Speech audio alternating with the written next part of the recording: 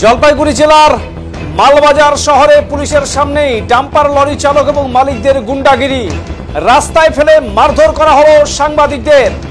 আবারও আপনাদের জানিয়ে রাখি, জলপাইগুড়ি জেলার মালবাজার শহরে পুলিশের সামনে ডাম্পার লরি চালক এবং মালিকদের গুন্ডাগিরি, রাস্তায় ফেলে মারধর করা হলো সাংবাদিকদের। বেপরোয়া ডাম্পারের দৌরাত্ম্য রুখতে প্রতিবাদ সাধারণ মানুষের। অভিযোগ, মালদা শহরের উপর দিয়ে প্রতিদিন শতাধিক ডাম্পার বেপরোয়া গতিতে চলাচল করে।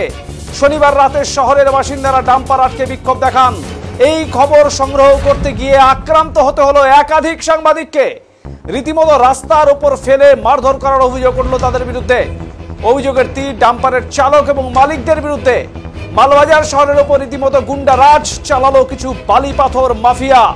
এই যাবৎকালে মালবাজার শহরের বুকে এইরকম গুন্ডামি দেখেননি সাধারণ মানুষ। আর এই সমস্ত ঘটনা ঘটল বিশাল পুলিশ বাহিনীর সামনে বলে অভিযোগ। পাশাপাশি যেখানে সাংবাদিকদের মারধর করা হলো তার সামনেই রয়েছে মালবাজার থানা।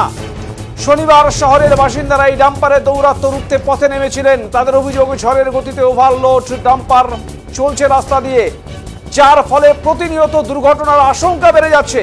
এর প্রতিকার সে পথে নেমেছেন মানুষ। অভিযোগ, সাংবাদিকদের পাশাপাশি সাধারণ মানুষকেও মারধর করা হয়। বেশ সাংবাদিকের মোবাইল ফোন ভেঙে ফেলা হয়। এই গুন্ডামি দেখে ক্ষোভে ফেটে পড়েন সাধারণ মানুষ। সাংবাদিক হেনস্থার প্রতিবাদে রাতভর মালবাজার থানার সামনে বিক্ষোভ দেখান মাল শহরের বাসিন্দারা।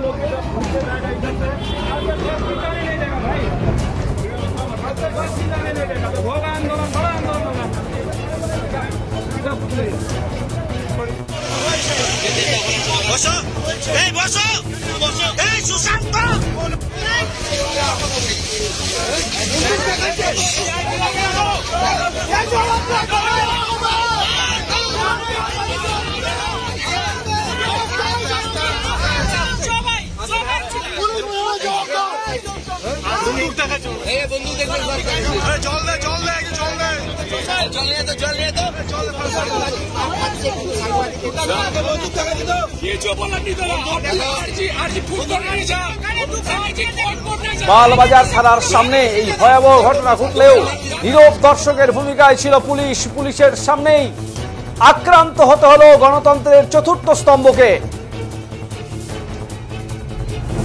যা আবারও এই রাজ্যের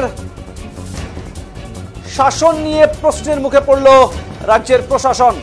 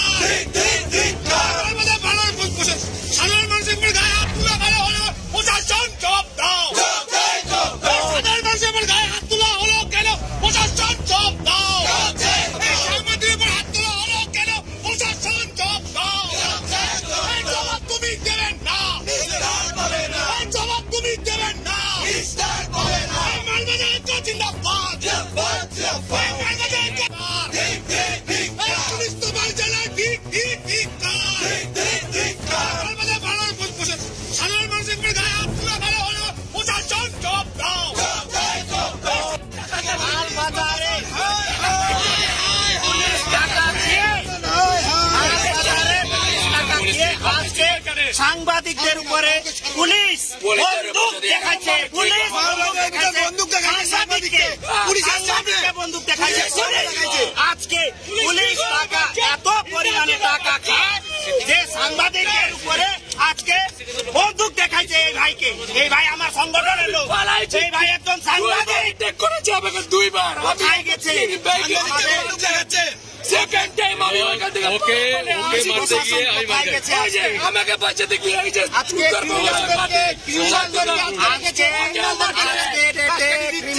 আজকে ডেটে ক্রিমিনালদেরকে পুলিশ ভাইকে আমাদেরকে বাইরে রাখা হয়েছে, বাইরে রাখা হয়েছে ভিতরে ঢুকে রেখেছে।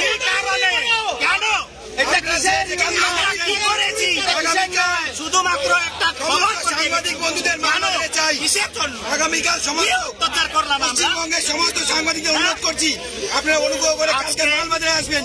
আজকে এই মালবাজারে থানার সামনে দাঁড়ায় আমি আপনাদেরকে অনুরোধ করছি, যত পশ্চিমবঙ্গের সাংবাদিকরা রয়েছে আমাদের উপরে গত অনেকদিন ধরে আমাদের উপরে অত্যাচার হচ্ছে, আজকে মারধর করা হয়েছে। ইভেন পুলিশ প্রশাসন নিজে সাংবাদিকের উপরে বন্দুক টাঙায় হুমকি দিয়েছে, তুই যদি চুপ না করিস তোকে এখানে শুট করবে, এইভাবে বলেছে একজন ভাইকে। আপনাদেরকে আমি রিকোয়েস্ট করছি আগামীকাল গোটা পশ্চিমবঙ্গ জুড়ে ব্যান ডাউন করা হোক, গোটা পশ্চিমবঙ্গ জুড়ে কালকে আন্দোলন করা হোক। পুলিশ রীতিমতো বিশ্বাসঘাতকতা করছে আমাদের সাথে, পুলিশের সামনে প্রাণনাশের হুমকি দেওয়া হচ্ছে আমাদেরকে রীতিমতো রিভলভার দেখিয়ে। এই দুষ্কৃতিটা মালবাজারে আমরা কখনো আশা করিনি। আমরা তখন আমাকে ফেলে মারা হয়েছে এবং প্রাণে মারার চেষ্টা করা হয়েছিল। খুব ফরচুনেট, আমার সাথে 2 ভাই ছিল আমার পরিচিত, তাদের এই ঘটনার সাথে তাদের কোনো যোগাযোগ নেই, তারা আমাকে সেভ করেছে এবং বেশ কিছু মানুষ যারা আমাকে চেনে তারাও সেভ করেছে, না হলে আজকে আমি বেঁচে থাকতে পারতাম। আপনারা তো খবর করতে এসেছিলেন? আমরা খবর করছিলাম। আমার ওপর আক্রমণ হওয়ার ফুটেজ আছে।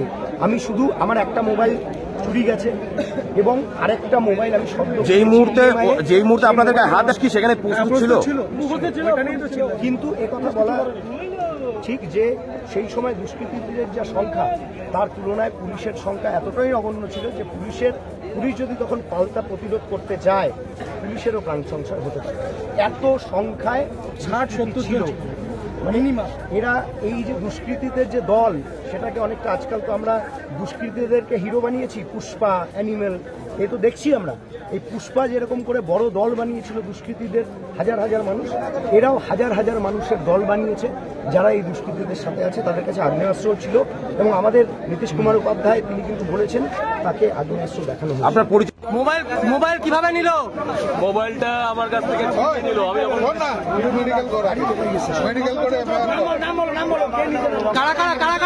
কারা করলো?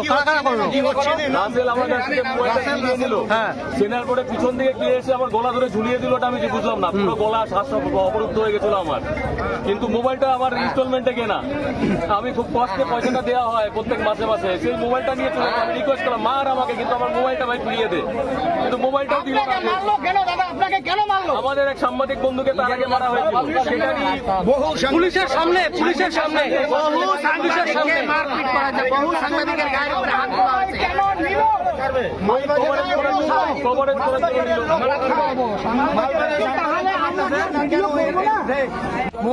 মোবাইল কিভাবে নিল?